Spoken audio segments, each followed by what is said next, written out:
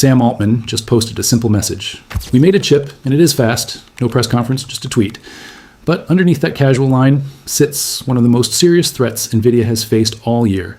And the timing could not possibly be more dramatic, because NVIDIA reported its own earnings after the market closed on Wednesday, August the 26th, just one day after this story broke. OpenAI's first in-house chip, code-named Jalapeño, built together with Broadcom, just posted independent benchmark results showing it beating NVIDIA's Blackwell-generation systems on key efficiency measurements. Not OpenAI's own marketing claim. An independent lab called SemiAnalysis actually went into OpenAI's facility, verified the chip was real, and ran the tests themselves. So today we're asking the real question. Is NVIDIA's grip on the AI hardware market actually cracking? Or is this one very good first attempt from a company that still can't walk away from NVIDIA's ecosystem? And what does any of this mean for NVIDIA, Broadcom, Taiwan Semiconductor, and the memory makers sitting underneath all of them? I'm John A.G. This is Future AI Stocks. I am not a financial advisor. This video is for educational and entertainment purposes only. Always do your own research before making any investment decisions. Hit that like button. It helps this channel reach more viewers, and it's a huge support to our work. Let's get the basics straight, because a lot of headlines this week skipped the actual engineering story. Jalapeño is OpenAI's first custom-built ASIC that stands for Application-Specific Integrated Circuit, meaning it's a chip designed to do one job extremely well, instead of the general-purpose flexibility NVIDIA's GPUs are built around. OpenAI designed it specifically for inference, running already trained AI models to actually serve your requests, not training new models from scratch.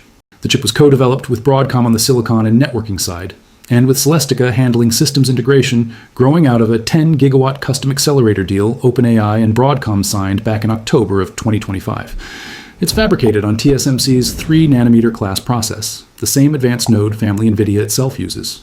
Here's the number that genuinely surprised hardware analysts. OpenAI went from initial team hiring and architectural concept in the middle of 2024 to a completed manufacturing tape-out in late 2025, roughly 16 months. Typical custom chip design cycles in this industry usually take 2 to 3 years. SemiAnalysis's own lead analyst, Dylan Patel, called this huge news, specifically because first-generation custom chips almost never come out competitive against an established leader like NVIDIA. Jalapeño broke that pattern. Let's look at what was actually measured, using SemiAnalysis's own public InferenceX testing suite, run inside OpenAI's lab with OpenAI's engineers present. Jalapeño's current version, called the B0 stepping, delivers 13.4 petaflops of MXFP4 compute on a single reticle-sized die while drawing 700 watts of power. Compare that to NVIDIA's GB200 and GB300 rack systems, the current Blackwell-generation hardware which run at 1,200 watts and 1,400 watts, respectively.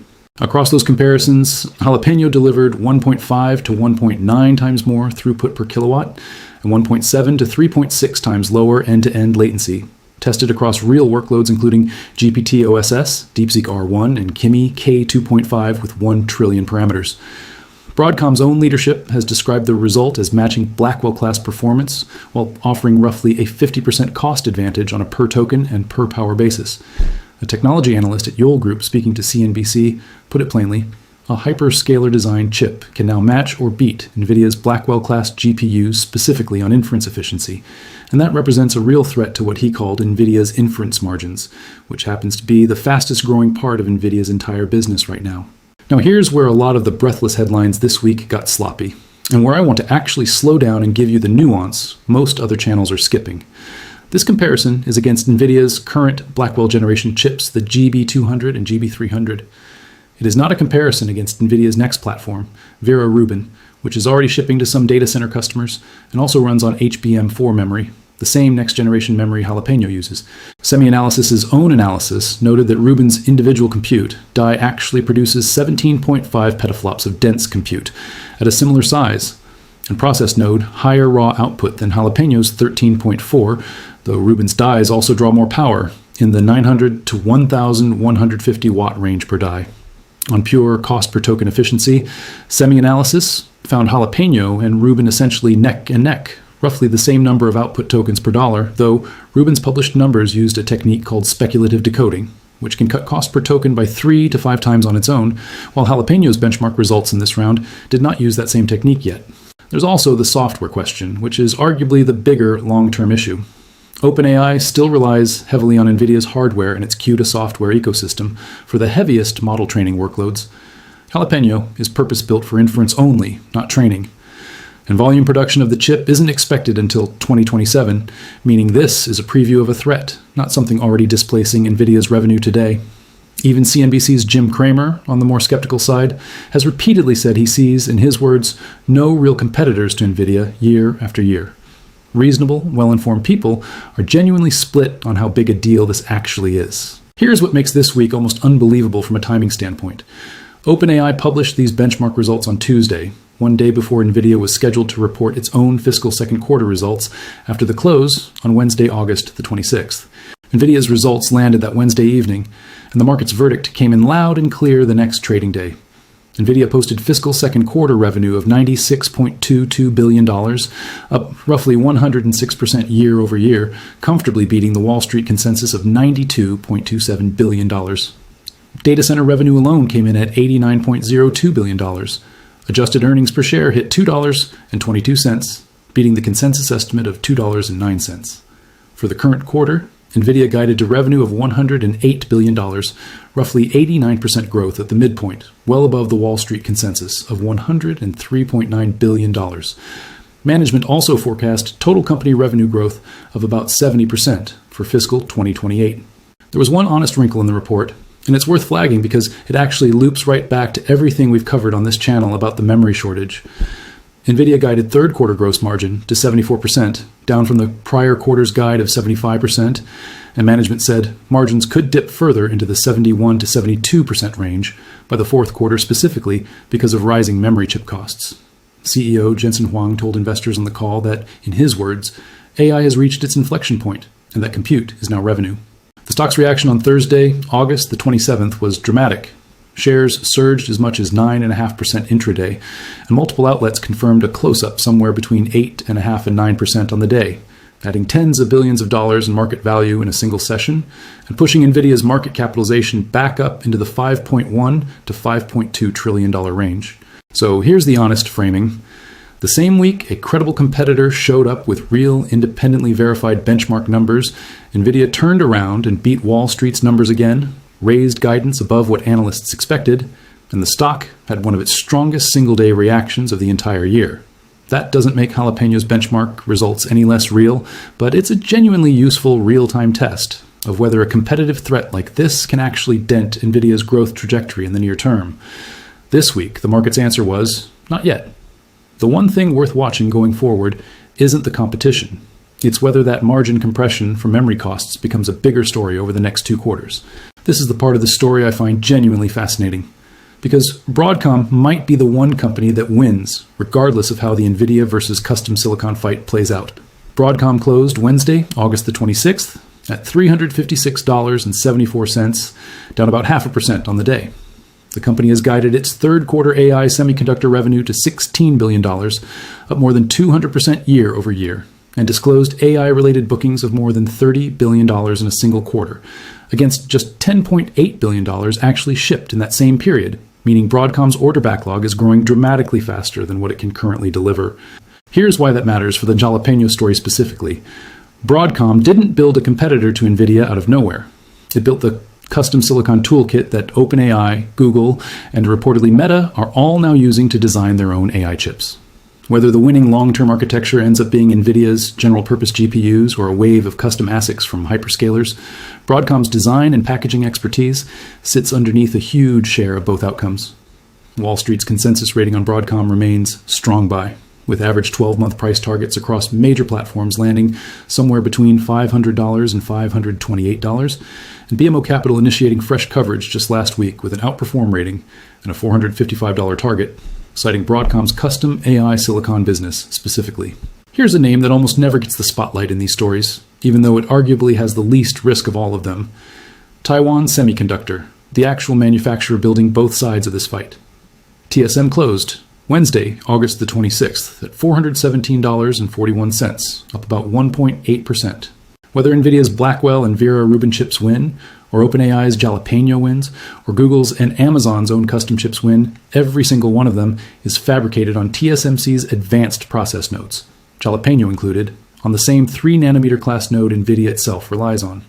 TSMC doesn't need to pick a side in the Nvidia versus custom silicon debate because it profits from the manufacturing volume, regardless of which design wins the argument.